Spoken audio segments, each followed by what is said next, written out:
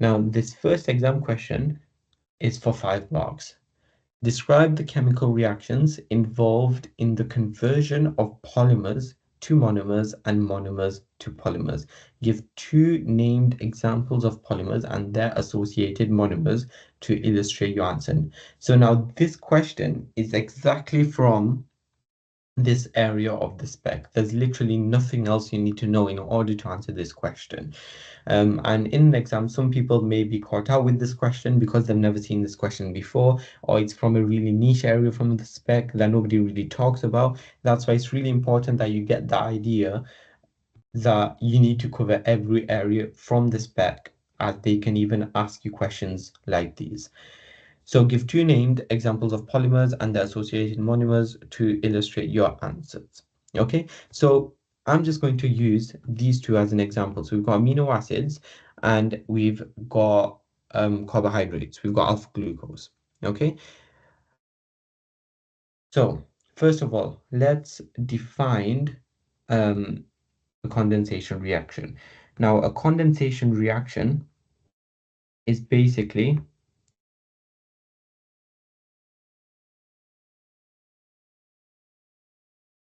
what's actually happening in a condensation reaction. Well, chemical bond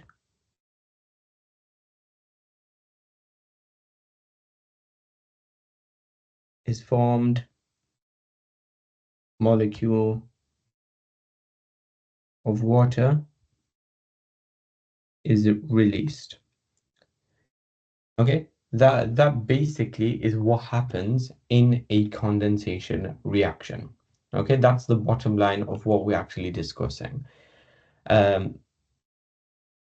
Chemical bond is formed, a molecule of water is released. I would also say that many monomers are joined together. So monomers are joined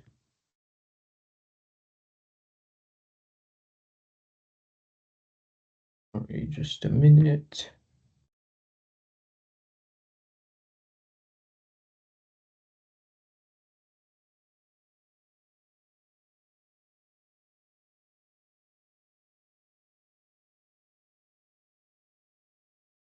Okay, never mind. It's not letting me rub out.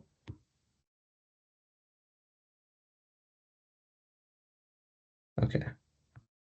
Many monomers are joined together. Okay, let's actually switch back. That's what a condensation reaction actually is. Now, let's define what a hydrolysis reaction is. The complete opposite of that, but let's define what it is, and then we'll give our examples. So we've got a hydrolysis reaction.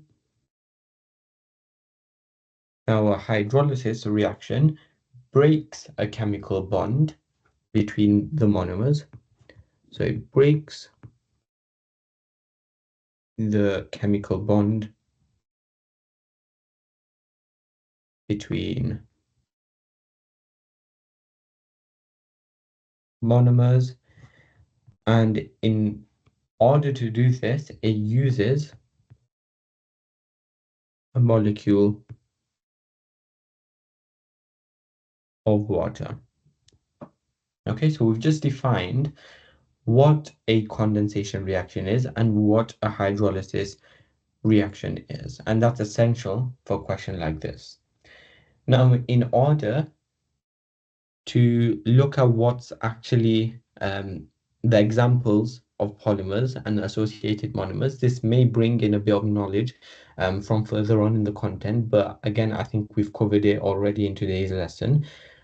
The first one that I'm going to mention is amino acid, because we've already seen that amino acids,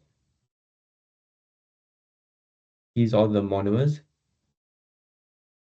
and together they will form a protein. Okay, we've seen that already during the lesson.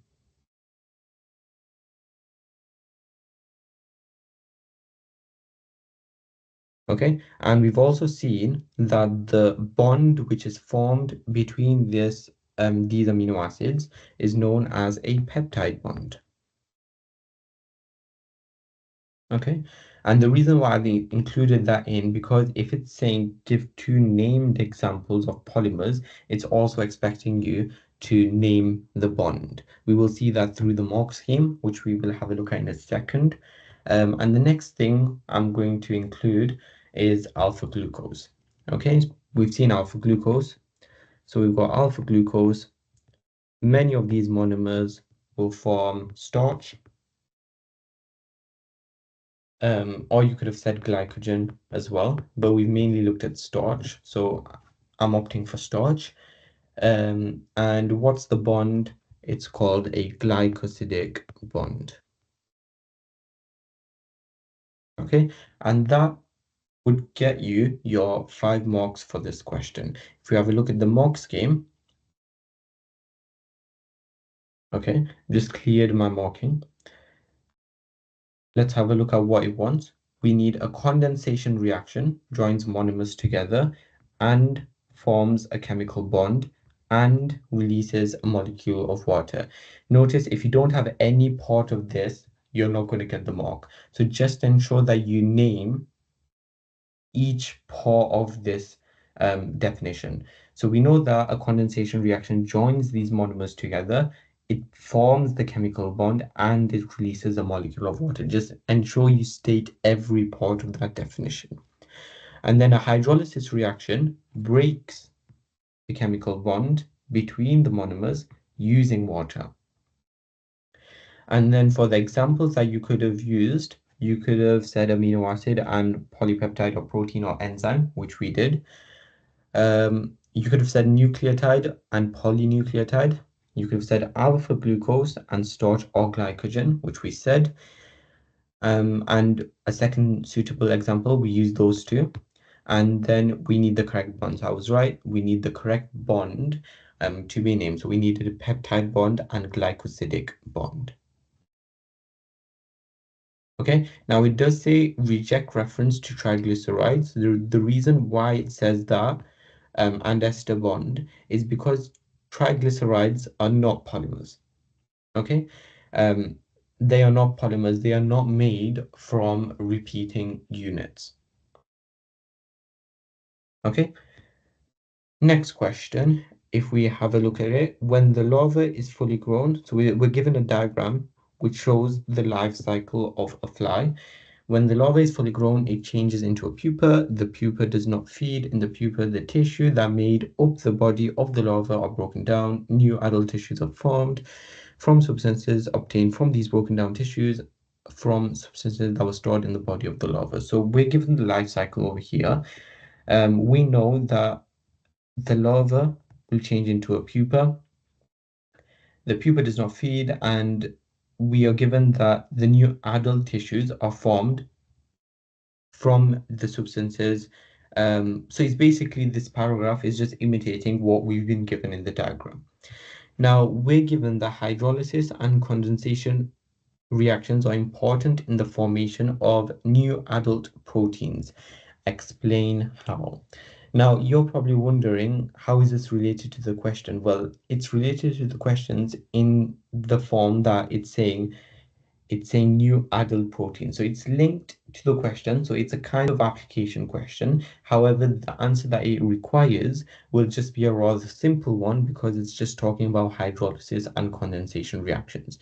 So how is this important in the formation of new adult proteins? Okay, now first of all, what does the hydrolysis reaction do? Essentially, the hydrolysis reaction breaks down the protein into its constituent amino acid. And the condensation reactions, they will join many of the monomers together, many of the amino acids together to form the proteins. Okay, so we need to know why it's important in the formation of new adult proteins. Well, what we know is that if we hydrolyze the proteins, so if proteins are hydrolyzed, a molecule of water is released.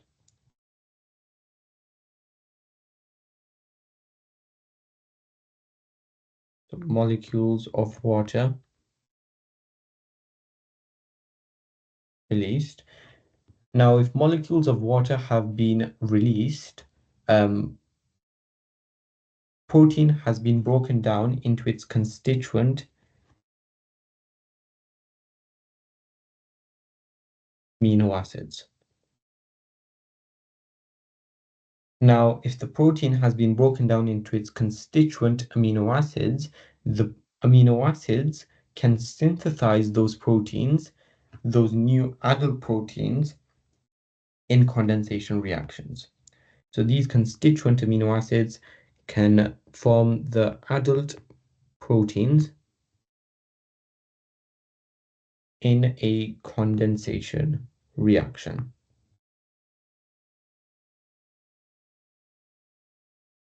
Okay, if you have a look at the mock scheme, it says the hydrolysis breaks the proteins or hydrolyzes the proteins or produces the amino acids from proteins. And then the synthesis of proteins, so the making of proteins, involves condensation. And that's essentially what we've stated over here. Proteins are hydrolyzed, molecules of water have been released into their constituent amino acids. Now, these constituent amino acids will form the adult proteins by going through condensation reactions. Okay, and that would be worth 2 marks. Now, easy 1 mark and another 1 mark because you've seen this at the start of the spec. Explain what is meant by a polymer. So I told you to learn this definition. A polymer is made up of many identical monomers. Okay, now the GCSE answer to this would be building blocks. Now, many mock schemes would not accept building blocks because it's too sort of niche. It's not really an A-level standard answer. So in order to see an answer to this question, you would need to learn that a polymer is made up of many identical monomers. And then finally, it says give one example of a biologically important polymer other than starch or protein. So there are many examples. We've looked at cellulose in this lesson. We've looked at glycogen. So if you have no other knowledge about biology, these two are the ones you would put down. Cellulose, glycogen, or any of those. You could have nucleic acid, DNA, or RNA.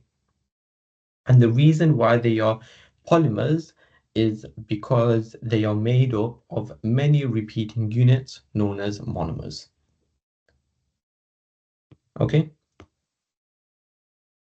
Next question. So we've got C is a protein with a carbohydrate attached to it. This carbohydrate is formed by joining monosaccharides together. Name the type of reaction that joins monosaccharides together. Okay, so monosaccharides, as we've seen already, is a monomer. So this is basically asking you how are many monomers joined together. So at the start of the lesson, we looked at this, and each of these are individual monomers. And because each of these are individual monomers, how are they joined together? Well, they join together via a reaction, and that reaction is a condensation reaction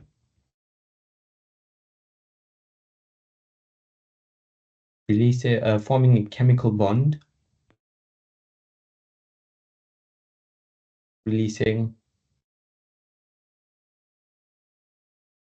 H2O. Okay, so the answer to this would just be a condensation reaction, easy 1 mark. Now it says name the type of reaction that would break down these carbohydrates into their monomers. So we're going from a polymer to a monomer or monomers. And in order to do that, we need to break the chemical bond. And in order to break that chemical bond, we need to hydrolyze that chemical bond. Therefore, it's a hydrolysis reaction. Okay, now it says do not accept hydration. Just spell it right, just learn the definition of hydrolysis. Okay, final question now. The diagram shows 4 types of linkage, A to D, which occurs in biological molecules. It says name the chemical process involved in the formation of linkage B. Okay, now we've seen this linkage before, C double bond O and H, and I'll show you where we've seen it. We've seen it over here, CO and H, this linkage over here. And this has happened between two amino acids. So that linkage is something that you can learn if you wish, but you should be able to spot it anyway. How has that linkage actually happened? What's the chemical process? Well, you've probably seen this enough times today. It's a condensation reaction.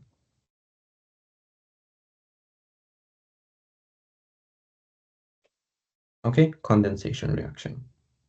And that's all the exam questions that I could find that were relevant to only this part of the spec. So if you've looked at those questions and you've thought, yeah, I understand it, then we've definitely learned something in today's lesson.